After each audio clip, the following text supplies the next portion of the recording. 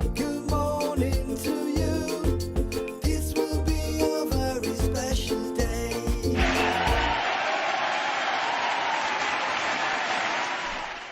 Amigos, continuamos con nuestro programa. Tengo mensajes de texto de ustedes sobre casos en particular de asuntos legales que ustedes están enfrentando en este momento y los vamos a tomar ahora.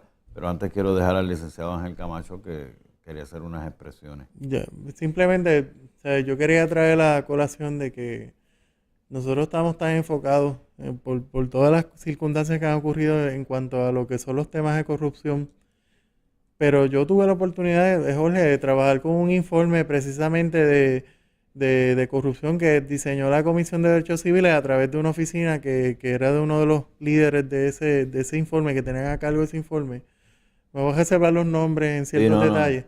Pero bueno, no entrar en todos los detalles del informe. El informe fue muy bueno. O sea, yo tuve la oportunidad de sentarme a transcribir cada una de las deposiciones que se le tomaron a exgobernadores, a funcionarios importantes de todo esto.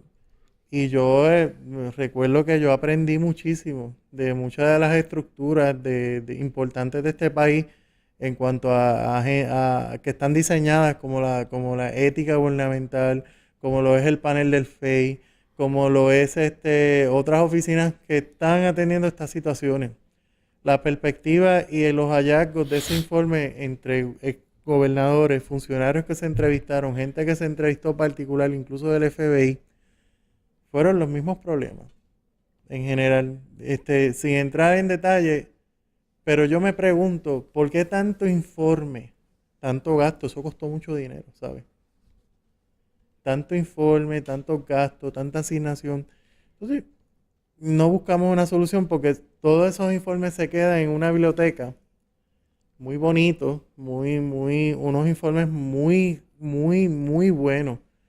Pero, y me sorprendió porque habían funcionarios que sí aplicaban y en su trabajo lo hacían. Ética gubernamental en ese momento había rediseñado la ley, habían hecho unas enmiendas, se había cambiado la ley completa y estaban en ese proceso de adaptación de cómo se integraban con otros recursos que hay en el gobierno para eso. Pero ¿en qué quedamos? ¿Dónde están los informes? O sea, ¿en qué quedamos? ¿Cuál es la atención que se le da particularmente a cada cosa? Y traigo esta información porque precisamente me preocupa que exista tanto informe, tanta información, tanta cosa y no le buscamos solución al problema.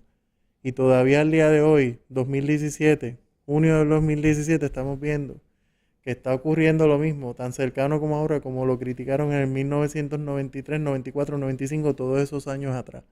Que venía ocurriendo de los 80 a los 70, sí, venía ocurriendo. Pero ¿cuál ha sido la solución? ¿Qué hemos hecho respecto a eso?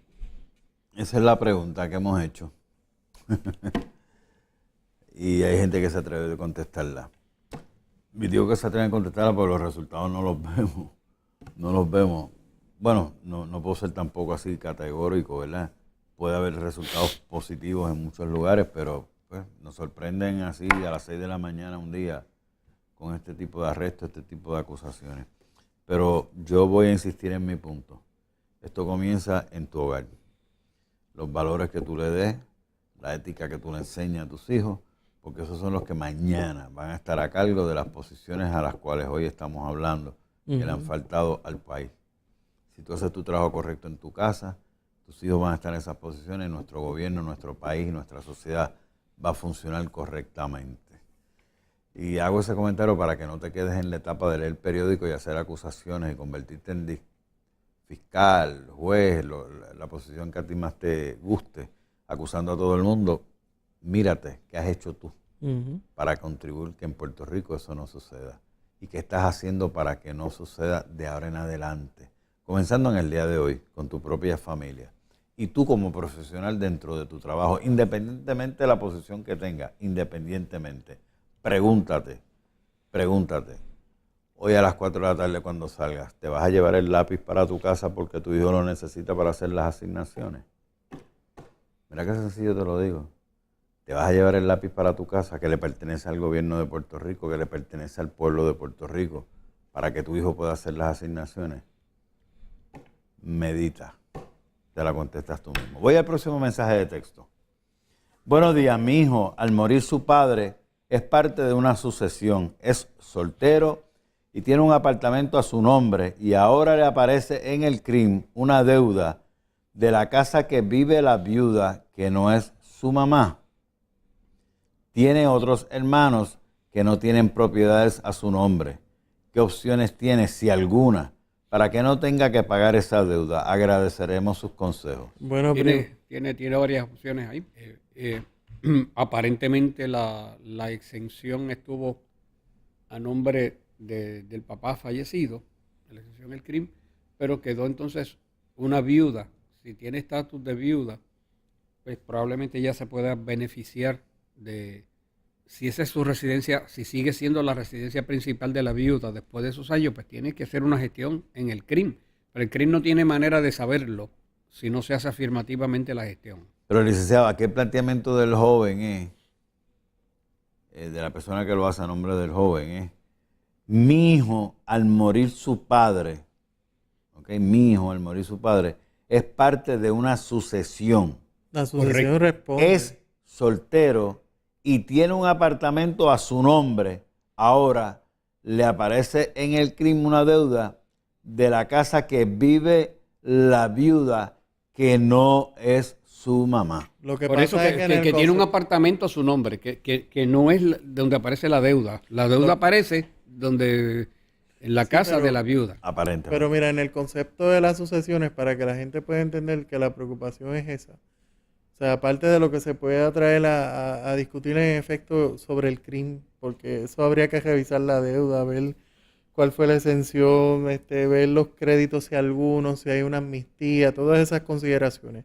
Lo que pasa es que cuando ocurre la sucesión, se levanta la sucesión por la muerte de una persona, se heredan no tan solo los bienes activos, y los que no son, solamente lo que está presente, ¿verdad? En dinero, casa. También existen las deudas, se heredan las deudas. Sí, sí. Si hay una deuda y tendrían que ser la sucesión, a nombre de la sucesión, porque todos los representan esa deuda. La viuda es parte de la sucesión en su porción alícuota, o sea, referente a la cuota viudal. Lo que ocurre es que no nos dice cuándo murió el papá. Yo presumo que es que se ha acumulado una deuda a partir Y de la muerte del Sí. padre. Como está en una sucesión, nadie ha reclamado una exención. Ok. Exacto. O sea, y probablemente entonces ahora le aparece una exención, porque una sucesión Y le no va- tiene por qué gozar de exención contributiva si no hay uno de esos miembros que la viva y que constituya su residencia principal. De lo contrario, pues no lo tiene. Ahora, me estoy planteando si la viuda podía tener la exención, pues es posible que ahí se pueda trabajar lo de la viuda y decir, caramba, mira, desde esta fecha yo la seguí viviendo, esta es mi primera y única residencia y demás, y entonces pues hay un mecanismo para que pueda acogerse a esa exención y es posible que se baje. El hecho de que una propiedad aparezca exenta en el crimen no significa que siempre tiene que permanecer exenta. Hay algo que se llama exoneraciones indebidas. Por ejemplo, si una casa, alguien solicita exoneración contributiva y cualifica, está exento. Pero si esa persona muere, si no se lo dicen rápido al crimen, todo el mundo va y chequea. Ah, no, esta casa está bien porque está exenta según el crimen. No, tan pronto tú trates de hacer una transacción donde diga, no, mira, esta persona murió y hay una sucesión, pues ahí te van a tirar un montón de recibos al cobro porque estuvo exenta indebidamente. Lo que hay que ver es si alguien cualifica para una exoneración retroactiva, en este caso posiblemente la viuda.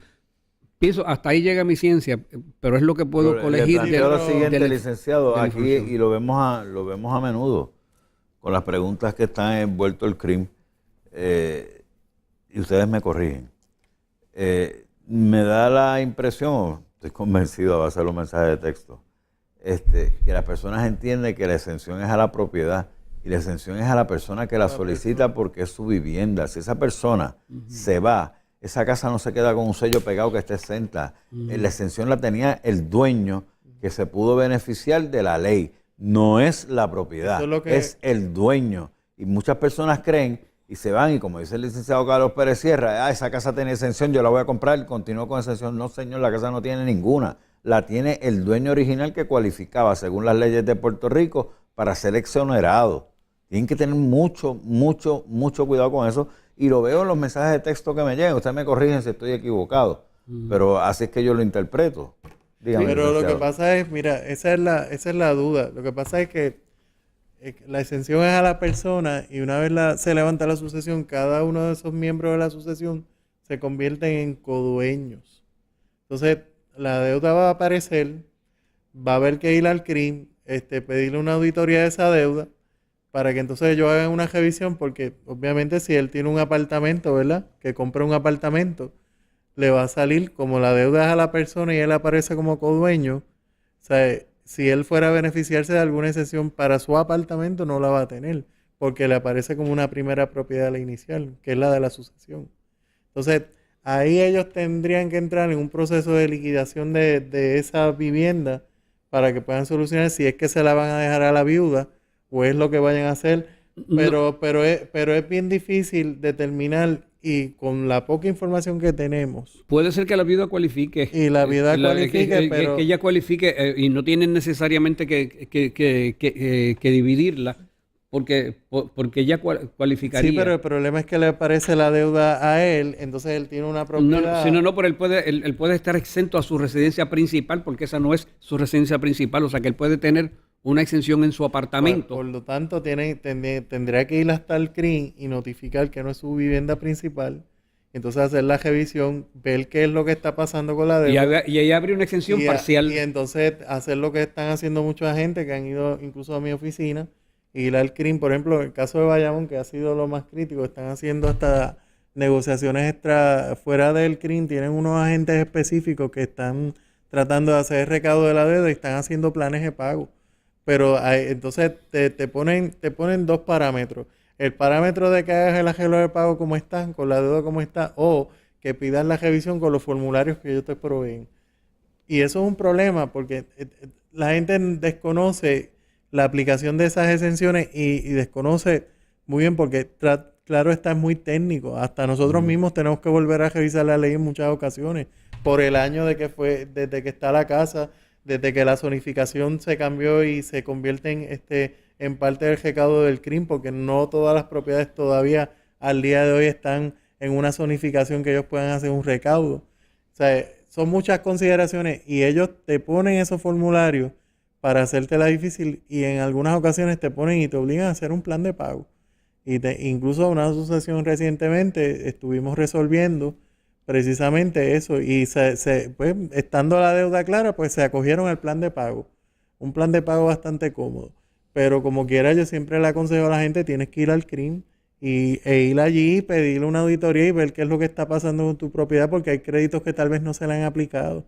Y entonces si hay hipotecas, hay una hipoteca envuelta en esa propiedad, también hay que revisar si la hipoteca bajo esas exenciones no paga las contribuciones o cuánto tiempo las pagó, hasta cuánto. O sea, son muchas consideraciones y yo creo que Carlos, si no me equivoco, ¿verdad? Es el único beneficio que podrían tener para realmente saber cuál es la deuda y cómo la pueden adjudicar finalmente. Y como bien dice Carlos, al final de cuentas, ver si la deuda le pueden considerar a la viuda como una exoneración también para ella. Aunque sea parcial. Efectos, aunque sea parcial. Seguro. Yo les repito lo anterior. No puedo hablar de lo que están hablando los licenciados, obviamente, pero recuerde que la exención la lleva la persona que habita esa propiedad, no la propiedad para la persona que la habita. Funciona al revés.